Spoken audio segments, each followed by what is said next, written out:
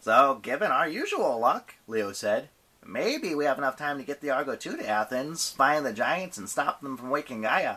Maybe.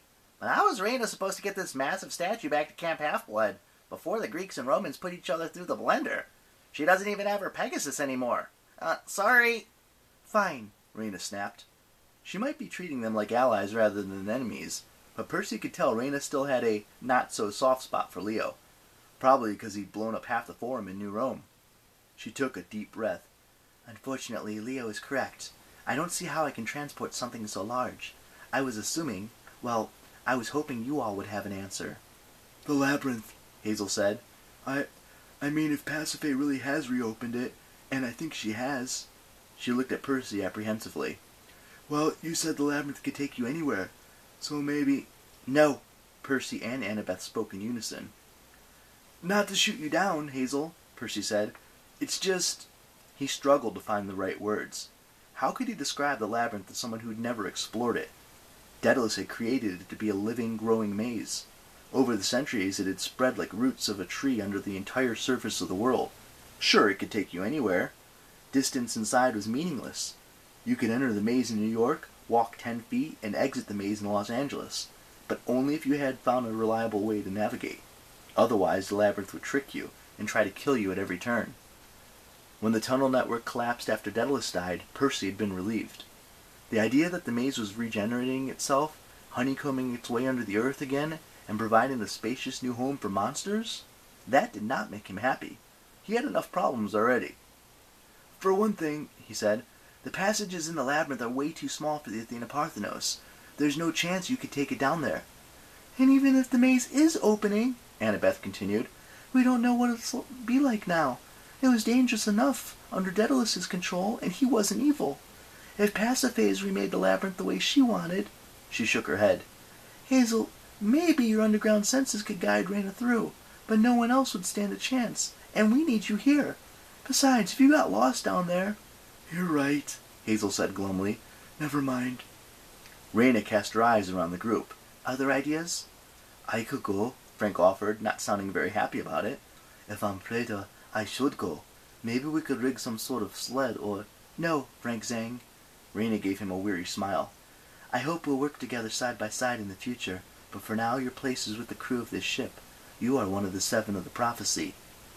I'm not, Nico said. Everybody stopped eating. Percy stared across the table at Nico, trying to decide if he was joking. Hazel set down her fork.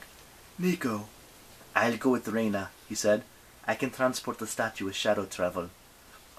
Percy raised his hand. I mean, I know you just got all 8 of us to the surface, and that was awesome, but a year ago you said transporting just yourself was dangerous and unpredictable. A couple of times you ended up in China. Transporting a 40-foot statue and 2 people halfway across the world? I've changed since I've come back from Tartarus. Nico's eyes glittered with anger, more intensely than Percy understood. He wondered if he'd done something to offend the guy. No. Nico, Jason intervened. We're not questioning your power. We just want to make sure you don't kill yourself trying. I can do it, he insisted. I'll make short jumps, a few 100 miles each time. It's true. After each jump I won't be in any shape to fend off monsters.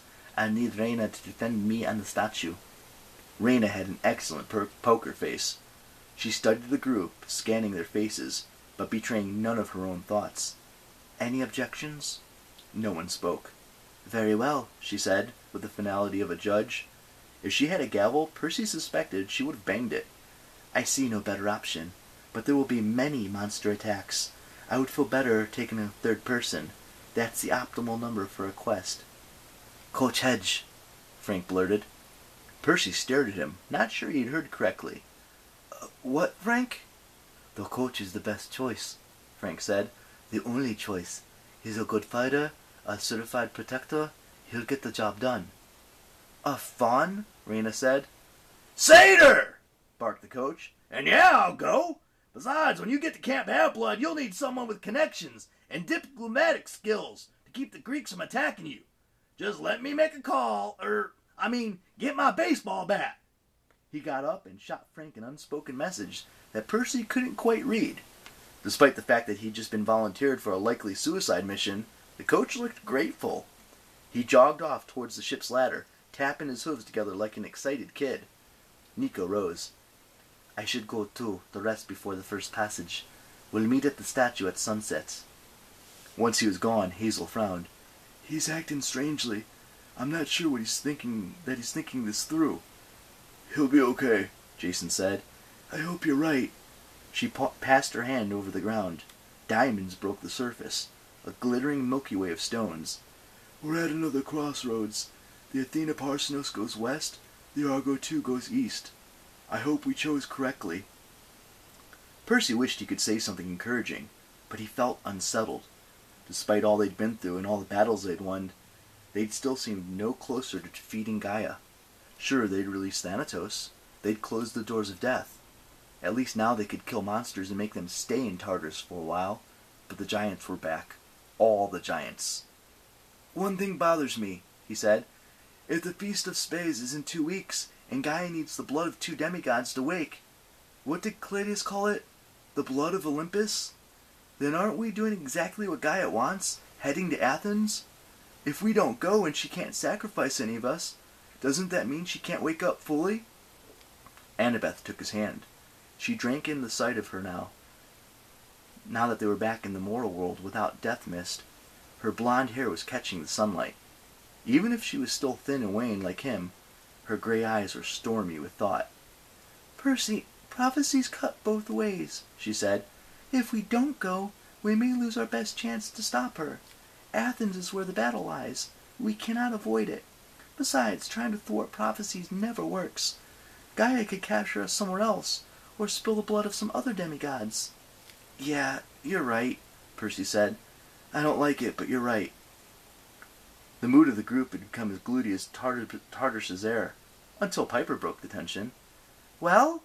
She sheathed her blade and patted her cornucopia. Good picnic. Who wants dessert?